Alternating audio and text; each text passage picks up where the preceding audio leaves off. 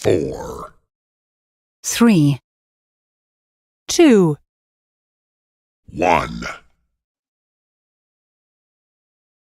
Ladies and gentlemen, please take your seats.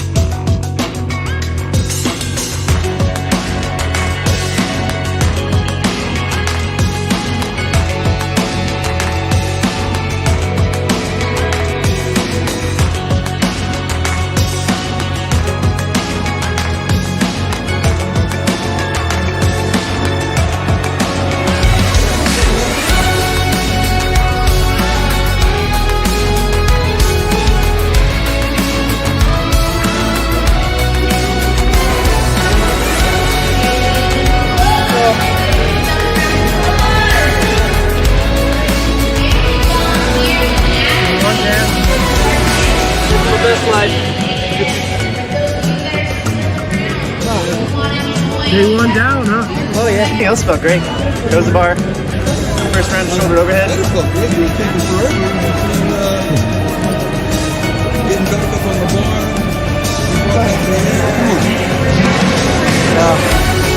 One part where I'm like I thought my belt would help me much more. Oh, it was just right here the whole time. I had nothing.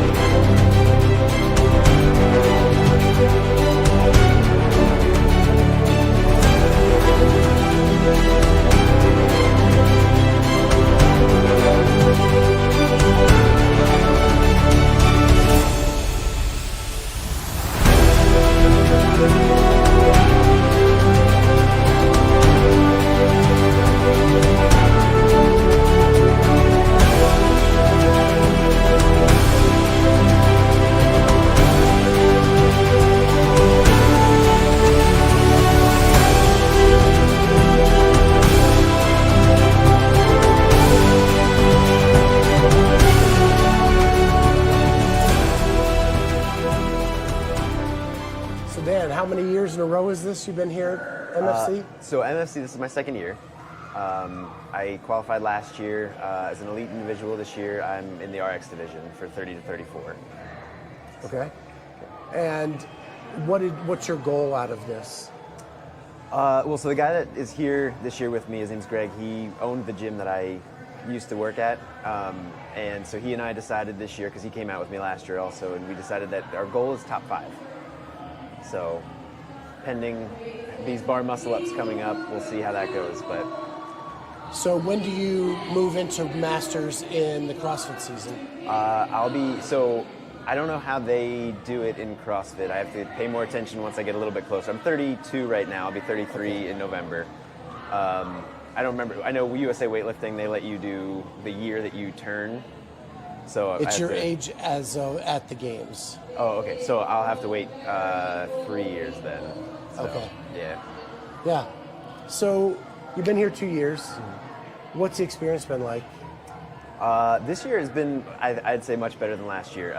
It's a little bit more organized from a time contingency, which is great. But I love it. Honestly, the people that you get to compete with are just the nicest people on earth. Everybody, like in the back in the athlete warm-up area, some people have equipment, some people don't. They're sharing stuff. They're giving tips, tricks, how they did, how they feel, what's going on. It's just, the people are really just awesome. So it's a blast. Yeah, I was talking to Brian Friend yesterday, and he's like, of all the places he goes, this is the most low stress. Yeah. It's everybody's just laid back, having a good time, Yeah. supporting each other. Well, actually, so event 1, and I've got to give a shout out to Curtis. He's a fellow competitor in my age group and division. After the swim event, he got out of the pool and he's like, I'm pretty sure you beat me, but for some reason, your score doesn't reflect that. And he's like, unless you stopped for a long time and I missed it, I'm pretty sure you beat me. And it turns out I actually did do an extra 50 yards. And he's like, but I'm pretty sure my wife videotaped it, so I'm gonna go check that. So we went back, checked the video, saw that I swam more, gave me the video, and was like, you should go tell them that. So, Yeah, I'm like, you wouldn't find that really anywhere else. Yeah, So, that's the best. That's why this is really cool. yeah. The venue here is awesome. I've been all over the country. This is one of the best venues for a CrossFit competition. Yeah, yeah, they do. I actually like the layout of it this year a little bit better than last year. Where last year they had the rig in the middle. I kind of like that you've got that whole the way the rig is laid out. It's just one long setup, so you kind of get to see everybody sort of racing each other a little bit better. Yeah. You know, I like this one a little bit better. Yeah. So, what was the highlight of the weekend so far? So I joke that none of my highlights have been in the competitive field yet this weekend, but the guy who I'm staying with, he booked a flight out, but forgot to book a flight home, and so I'm gonna drive him home instead. I joke that that's like my highlight, but honestly, you know, there's a couple of different things. Like the squat workout was one that you know, I had this hand injury going into the week, and I wasn't sure how I was going to be able to do hanging from a pull-up bar, and I was able to do some pull-ups, so that felt pretty good. I tied for second on the ski event, so that was pretty neat also. Honestly, overall, like, not any one thing stands out as a highlight. It's just been so great to just be out there. I am pleased with how I did on the handstand workout, the handstand walk one. My goal was to get it done in 2 rounds, and I did that, so that was cool. Just overall, I feel great this year, and like that to me is the highlight, you know? Well, and man, you've been so consistent throughout the weekend. What's it like representing the Clydesdale community? Oh, that's awesome. It's really, I mean, so I started CrossFit 12 years ago, and my whole thought on it is like very grassroots. The reason we do it is to help the large majority of people, and I like just, you know, Clydesdale Media to me is like the epitome of the CrossFit mentality, of the like start out, like get to know the people, tell their stories, spread the love of the sport, the modality, the training methodology, and just like you know, some of my favorite episodes of Clydesdale Media are the ones where you talk to like, I know there was that school in Detroit it's just awesome. So I appreciate all of this, but I mean, you're 6'1", you're 6 foot, 6 foot, yeah. 225. Yeah. You are the epitome of the Clydesdale athlete, right? I always refer to myself as the CrossFit Clydesdale. And you know, Dex Hopkins, same thing. Yep, he's the guy, yep. He calls himself a Clydesdale. Yep. You guys are representing out there, Yeah. and you're showing that, like, even at 6 foot tall, you can be graceful on your hands. Mm-hmm. You can do all the movements. Is there a sense of pride in that? 100%. And you know, because every time a heavy barbell shows up in a workout, everybody like nudges me and they're like, "Oh, get ready for this," and I'm like, "But watch these bar muscle ups." You know, like that's the cool part when you expect the little guys to do well on gymnastics and struggle with a barbell. You expect the big guy to do well on a barbell and struggle on the gymnastics.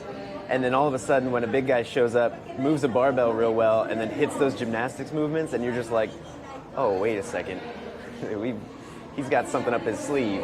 One of the guys in the back he came over before that handstand walk one, and he goes, "Don't even tell me you can handstand walk too." And I'm like, I can walk on my hands a bit.